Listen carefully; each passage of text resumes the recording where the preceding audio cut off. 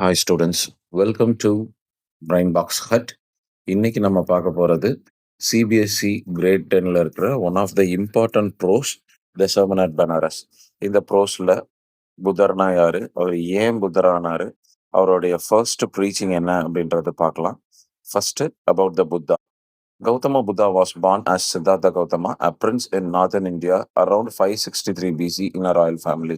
அதாவது கௌதம புத்தர் பிறக்கும்போதே கௌதம புத்தர் புத்தா அப்படின்லாம் இல்லை. அவர் சித்தார்த்த கௌதமா அப்படின்ற ஒரு நேம்ல அவர் ஒரு ராயல் ஃபேமிலியோட ஒரு வசதியான குடும்பத்துல பிறக்கிறாரு. சரிங்களா? ஒரு நார்த்தன் இந்தியால. இப்போ அது நேபாளில் இருக்கு. ஸோ அவர் ஒரு லைஃப் பார்த்தீங்க அப்படின்னா was provided with all pleasures and comforts and his father protected him from pain, sorrow or sufferings. So அவருக்கு அவரோட லைஃப்ல எல்லா விதமான வசதிகளும் கிடைச்சது. அவர் ரொம்ப கம்ஃபர்டபுள் லைஃப் வாழ்ந்தாரு. அவங்களோட அப்பா வலினா என்ன, சோகம்னா என்ன, கவலைகள்னா என்ன அப்படின்னு தெரியாத ஒரு வாழ்க்கையை தான் அவருக்கு கொடுத்தாரு. ஸோ அவரோட லைஃப்ல நடந்த turning point at the age of 25, Siddhartha saw sights of an old man, a sick man, a corpse and a monk. These three shook him deeply. அவர் ஒரு 25வது வயசுல அவர் ஒரு விஷயத்த நோட் பண்றாரு, ஒரு சில விஷயங்கள. அது அந்த விஷயங்கள் எல்லாமே அவர் ஒரு மனதளவுல ரொம்ப ஒரு பாதிப்பை ஏற்படுத்துச்சு அப்படின்னே சொல்லலாம். ஒரு வயதான ஆள், ஒரு உடம்பு சரியில்லாத ஒரு மனுஷன், ஒரு டெட் பாடி ஃபியூனரல், அப்புறம் ஒரு மாங்க் பிச்சை எடுக்கிறது, இது எல்லாமே. ஸோ அதுக்கப்புறம் அவர் என்ன பண்ணாரு அப்படின்னா, he renounced his palace, wife and child to seek an answer to the suffering of human life. So அவருடைய வசதியான அந்த லைஃப் எல்லாத்தையுமே விட்டுட்டு அவர் என்ன பண்ண ஆரம்பிச்சாரு அப்படின்னா, ஏன் இந்த மாதிரியான கஷ்டங்கள் மனிதர்களுக்கு வருது அப்படின்றத தேடி நான் போகணும். அதுக்கான ஆன்சர் நான் கண்டுபிடிக்கணும் அப்படின்னு நினைச்சாரு.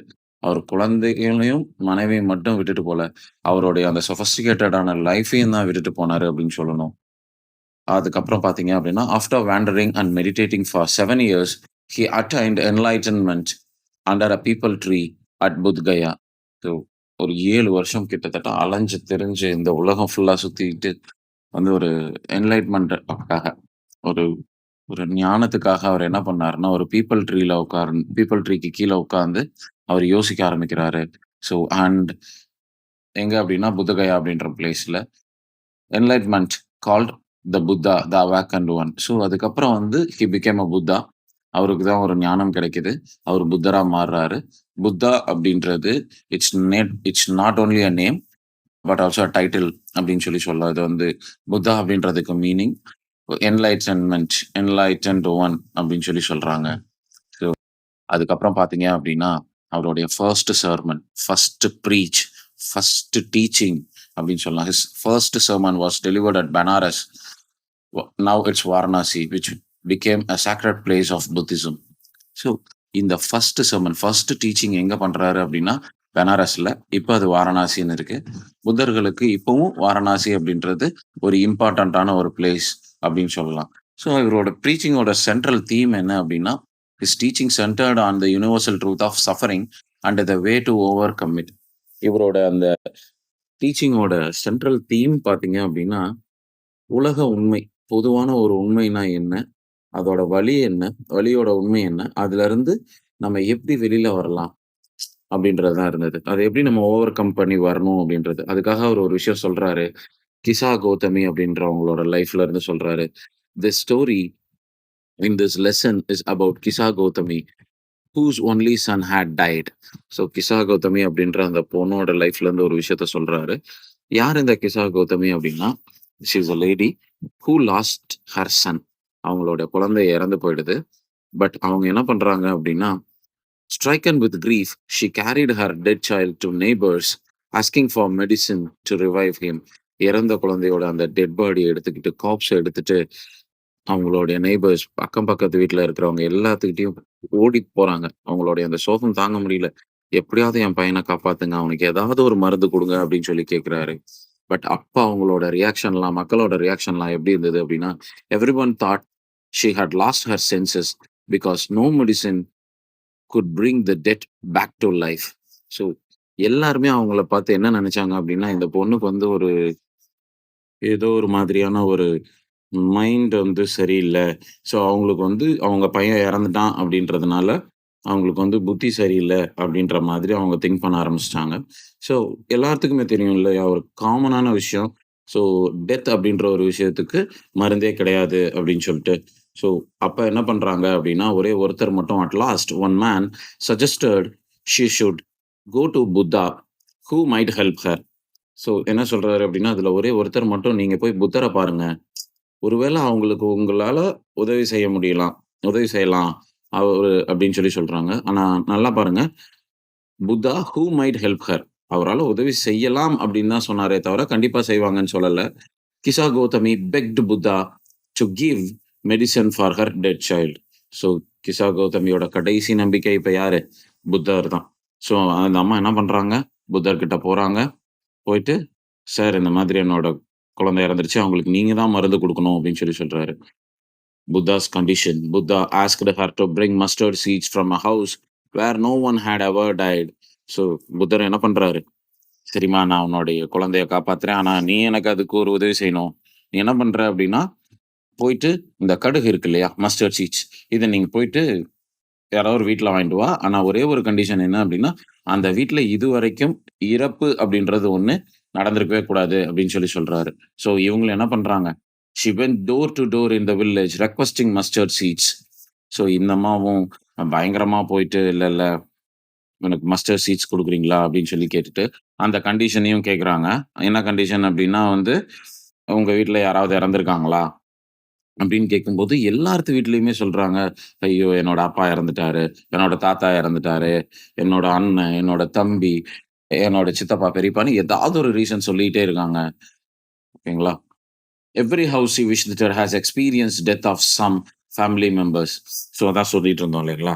யாராவது ஒருத்தர் வந்து அந்த ஒரு வீட்லயாவது இறந்து போயிருந்திருக்காங்க. ஸோ இப்போ வந்து கிஷா கௌதமிக்கு வேற வழியே இல்ல. But she realised one thing. Slowly she understood that death is common to all and no one escapes it. So death அப்படின்றது எல்லாத்துக்குமே பொதுவான ஒரு விஷயம் தான். இதிலிருந்து யாருமே தப்பிக்க முடியாது. யாருமே விதிவிலக்கு இல்ல.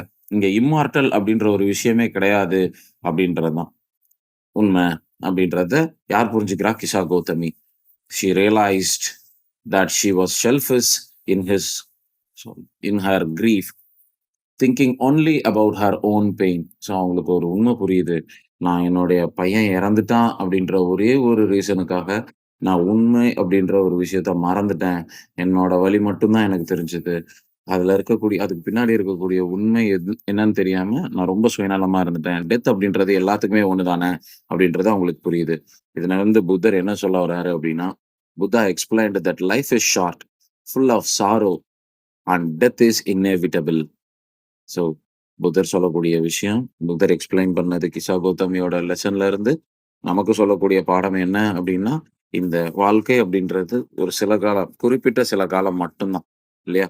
அதுல வந்து கவலைகளும் கவலைகள் நிறைந்ததா தான் இருக்கும். அதே மாதிரி இறப்பு அப்படின்றது தவிர்க்க முடியாத ஒரு விஷயம் அப்படின்றத நீங்க புரிஞ்சுக்கணும் அப்படின்னு சொல்றாரு. He thought one should not cling to mortal attachment but seek peace through wisdom. So எவன் ஒருத்தன் இந்த உலக விஷயங்களுக்காக அத மட்டுமே கையில புடிச்சுட்டு, எனக்கு இதுதான் ஹாப்பினஸ், இதுதான் சந்தோஷம் அப்படின்னு நினைக்கிறானோ, அவனுக்கு தான் கஷ்டம். ஸோ உண்மையான அமைதி அப்படின்றது அறிவு மூலியமா தான் கிடைக்கும் அப்படின்னு சொல்றாரு. And then human suffering arises from desire, attachment and ignorance. So இந்த பிரச்சனைகளுக்கு எல்லாம் காரணம் என்ன அப்படின்றத சொல்லுவாரு. நார்மலா ஒரு விஷயம் சொல்லுவாங்க. புத்தர் ஆசையே படக்கூடாதுன்னு சொன்னாரு அப்படின்னு சொல்லிட்டு. அது இல்ல. அது மட்டும் ரீசன் இல்ல.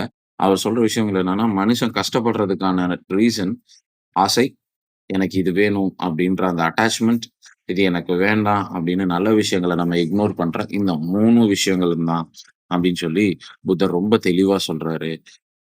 Liberation comes from overcoming cravings and understanding the importance of life.